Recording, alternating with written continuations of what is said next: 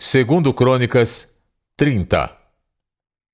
Ezequias enviou uma mensagem a todo Israel e Judá, e também escreveu cartas a Efraim e a Manassés, convidando-os para virem ao templo do Senhor em Jerusalém e celebrarem a Páscoa do Senhor, o Deus de Israel. O rei, seus oficiais e toda a comunidade de Jerusalém decidiram celebrar a Páscoa no segundo mês. Não tinha sido possível celebrá-la na data prescrita, pois não havia número suficiente de sacerdotes consagrados e o povo não estava reunido em Jerusalém. A ideia pareceu boa tanto ao rei quanto a toda a assembleia. Então decidiram fazer uma proclamação em todo Israel, desde Berseba até Dan, convocando o povo a Jerusalém para celebrar a Páscoa do Senhor, o Deus de Israel, pois muitos não a celebravam segundo o que estava escrito.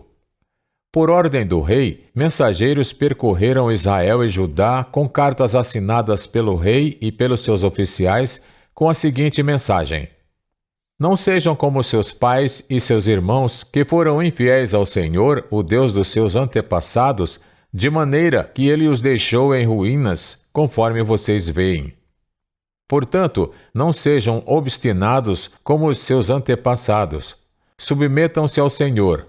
Venham ao santuário que ele consagrou para sempre. Sirvam ao Senhor, o seu Deus, para que o fogo da sua ira se desvie de vocês.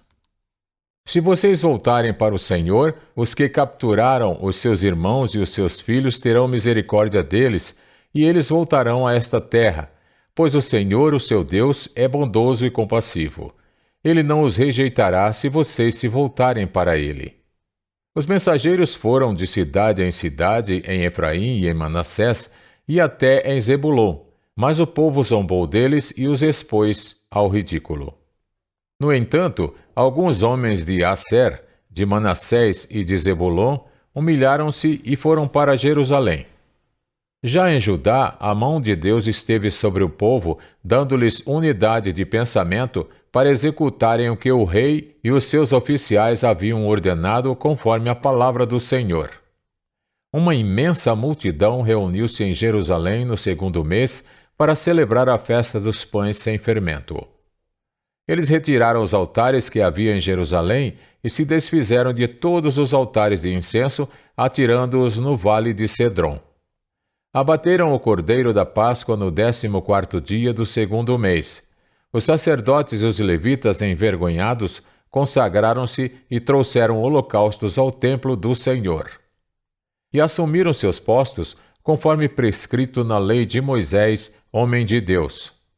Os sacerdotes aspergiram o sangue que os levitas lhes entregaram.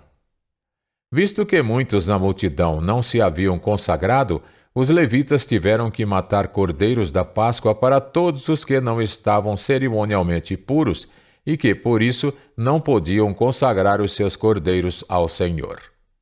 Embora muitos dos que vieram de Efraim, de Manassés, de Issacar e de Zebulon não se tivessem purificado, assim mesmo comeram a Páscoa, contrariando o que estava escrito. Mas Ezequias orou por eles, dizendo: Queira o Senhor, que é bondoso, perdoar todo aquele que inclina o seu coração para buscar o Deus, o Senhor, o Deus dos seus antepassados, mesmo que não esteja puro de acordo com as regras do santuário. E o Senhor ouviu a oração de Ezequias e não castigou o povo. Os israelitas presentes em Jerusalém celebraram com muita alegria a festa dos pães sem fermento durante 7 dias. Diariamente, os levitas e os sacerdotes cantavam louvores ao Senhor ao som dos instrumentos ressonantes do Senhor. Ezequias dirigiu palavras animadoras a todos os levitas que mostraram boa disposição para com o serviço do Senhor. Durante os 7 dias, eles comeram suas porções das ofertas, apresentaram sacrifícios de comunhão e louvaram o Senhor, o Deus dos seus antepassados. E toda a Assembleia decidiu prolongar a festa por mais 7 dias e celebraram-na com alegria. Ezequias, rei de Judá, forneceu 1000 novilhos e 7.000 ovelhas e bodes para a Assembleia. e os líderes 1.000 novilhos e 10.000 ovelhas e bodes. Muitos sacerdotes se consagraram. E toda a assembleia de Judá se regozijava com os sacerdotes, com os levitas e com todos os que se haviam reunido, vindos de Israel, inclusive os estrangeiros que viviam em Israel e em Judá. Houve grande alegria em Jerusalém, pois desde os dias de Salomão, filho de Davi, rei de Israel, não havia acontecido algo assim na cidade. Os sacerdotes e os levitas levantaram-se para abençoar o povo, e Deus os ouviu. A oração deles chegou aos céus, sua santa habitação.